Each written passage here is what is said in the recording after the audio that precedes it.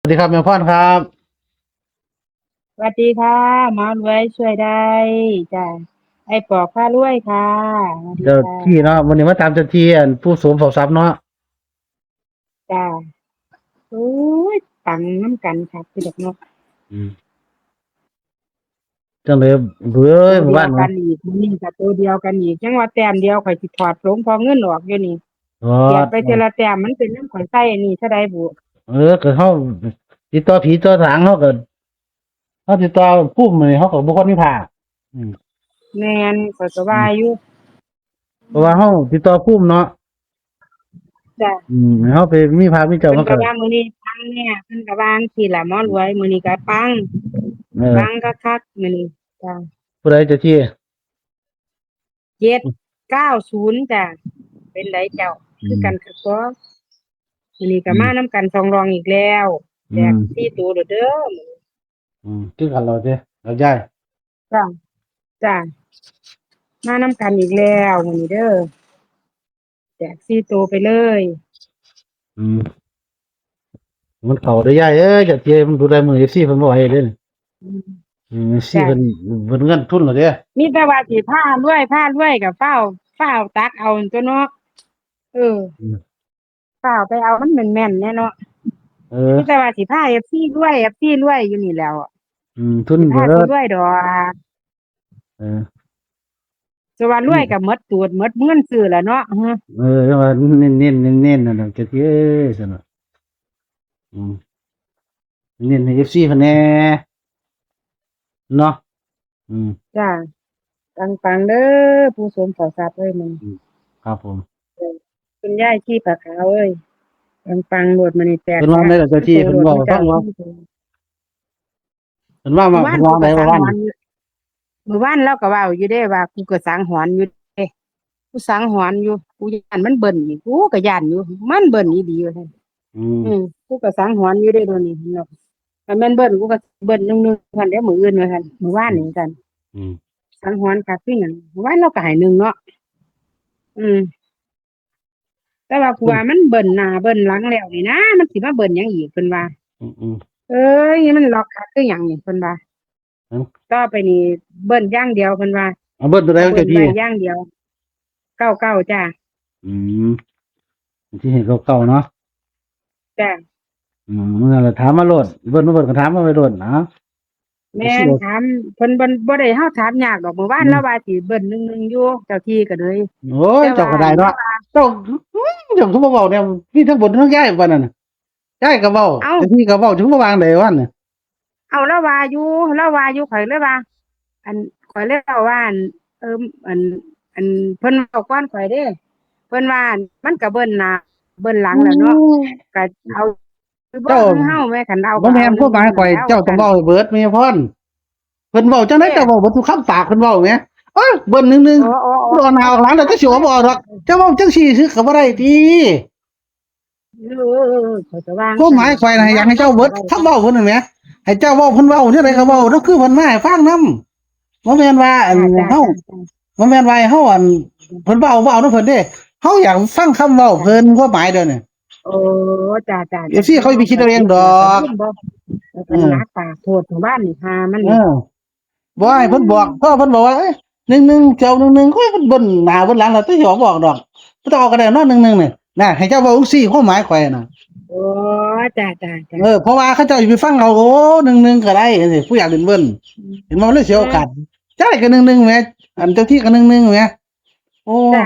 ผมยอมเจ้าเถอะโอ้ยเจ้าก็ได้แม่แม่พปากนัก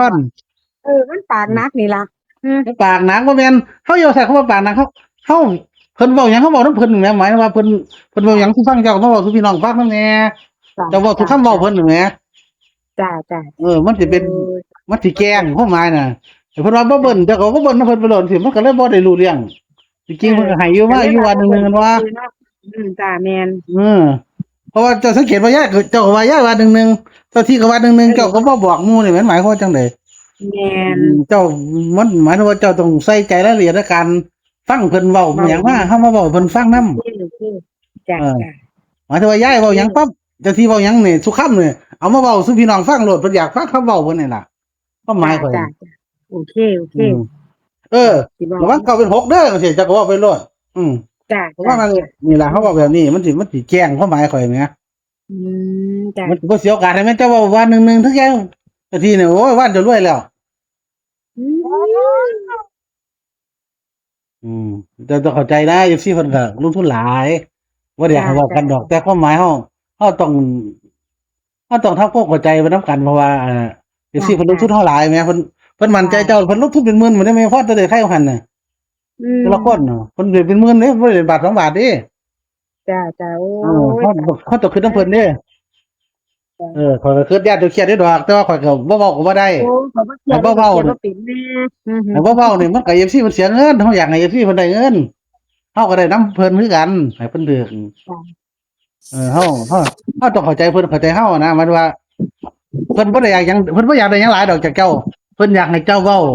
เจ้าที่เว้าหยังคำใดเจ้ามาเว้าให้เบิดทุกคำเขาเจ้าอยากฟังซั่นแหมความหมายข่อยแหม โอเคคือกันว่าเพิ่นบอกว่าเจ้าอยากเป็นเก้าหรือว่าเก้าเป็นหกเด้อสิก็เว้ามาโลดมันต้องมันมักนำดอกกันสิว่าเพิ่นเว้าจังได๋เฮาเว้าไปนำเพิ่นน่ะนะความหมายข่อยเอาเพิ่นว่าจังไดเจ้าที่มื้อนี้โอ้ฟังไว้ดู เพิ่นก็เว้าอยู่ว่าเห็นบ่มันขาดไปมื้อวานนี่ว่าซั่นนั่นบ่มีลูกตัดสินใจ แล้วบัดนี้กูก็ว่าสิเอา11อยู่บัดนี้ก็เลยว่าต่อไปนี้เลขเบิ้ลนี่สิเอาตลอดเพิ่นว่าจังซี่จ้ะ เออ อืม แม่นเฮาว่าซั่นล่ะความหมายเฮาข่อยอยากได้ยินเจ้าสนทนาเพิ่นว่านี่ล่ะ มันบ่มีดอกเลขเบิ้ลแต่ว่ามันมาได้จังไดเพราะว่ามันเปลี่ยนแปลงได้ไวเพิ่นว่าน่ะ แม่น เออ เลขลาวน่ะมันเป็นจังได๋ไว้ จ้ะ แต่ว่าบางทีเฮาก็เฮาเอาคำเว้าเพิ่นมาเว้าสู่พี่น้องฟังเบิดทุกคำน่ะ จ้ะ จังซี่เขาเจ้าสิได้ประกอบการตัดสินใจในการซื้อการลงทุนจริงๆระยะมันก็เข้าเด้เจ้าที่เข้าเด้ให้คิดดีๆคือเจ้าเว้าน่ะว่าเพิ่นเว้าอยู่ว่านึงๆแต่ว่ามันออกแล้วแล้วบ่อยากลงแต่ว่าให้เจ้าเว้าลงก็ได้เจ้าเว้าว่าเพิ่นบอกนึงๆว่านี่ FC ก็ซื้อคือเก่าติ แม่นเพราะเอิ้นเฮาบ่ปากคำนี้เห็นบ่เฮาบ่ถ่ายทอดคำเว้าของเพิ่นความหมายข้อยอยากให้เจ้าถ่ายทอดคำเว้าของเพิ่นทุกคำ โอ้ อย่า เพิ่ ปาน ก ก็ นะ เว้าอยู่หมู่บ้านนี่เฮาสิเอาบ่ฮึ11นี่มันคือออกหน้าออกหลังแล้วเพิ่นว่าจังซี่ เจ้า มัน บ่ ก็สิบ่มาออกดอกว่าซั่นข้อยก็บ่เว้าตามเพิ่นล่ะเพราะว่าข้อยก็ว่ามันเบิ่นไปแล้วก็เลยบ่เว้านั่นนะ นั่นล่ะมันเลยเสียโอกาสอีกซี่เพราะว่า จ้ะ เจ้าบ่ต้องไปคิดแทนเขาเจ้าดอกเจ้าเอาแต่คำเว้าของเจ้าที่คำเว้าของคุณยายเพิ่นเว้าหยังมาเว้าสู่พี่น้องฟังเพราะว่าเพิ่นฟังเพิ่นอยากฟังตัวนี้หลายเพิ่นบ่อยากฟังข่อยกับเจ้าเว้าสวนเล่นซื่อดอกเขาเจ้าอยากฟังโอ้ยถ้าเจ้าอยากฟังคำเว้าของเจ้าที่คำเว้าคุณยายว่าจังไดเน้นตัวใดอ่าตัวใดเป็นตามาตัวใดบ่เป็นตามามันจะมีเบิ่นบ่ระวัง6เป็น7ระวัง7เป็น9หยังก็เว้าไปเฮาเว้าถ่ายทอดคำเว้าเพิ่นนั่นแหมความหมายแหม โอ้จ้ะ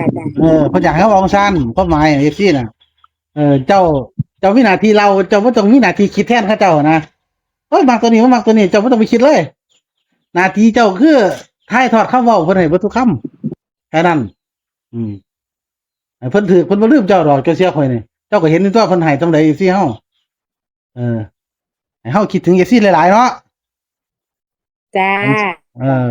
ให้คิดถึง FC หลายๆถ่ายทอดคำเว้ามันชัดเจนมันสิFC เพิ่นก็สิได้ลงทุนเพิ่นก็สิได้มั่นใจว่าโอ้ฟังเสียงเขาเจ้าเว้าว่าเลขไทยว่าเขาเจ้าเบิดหลายให้อยู่เด้คนละบางคนก็ 3,000 4,000 คนเป็นหมื่นพุ่นเด้แล้วอยากให้แม่พรเราต้องเอาละเอียดจักหน่อยเนาะสงสาร FC เพิ่นครับผม จ้ะ ครับเอาซั่นเนาะบ่เครียดให้กันเนาะ โอ้ยเขียนบ่เป็นเรียบร้อยไว้จ้ะ อันนี้เราต้องเว้าให้เข้าใจกันหมายถึงว่าเราต้องปรึกษาหารือกันน่ะนะจ้ะ ต้องซอยต้องเฮ็ดให้ FC เพิ่นได้เงิน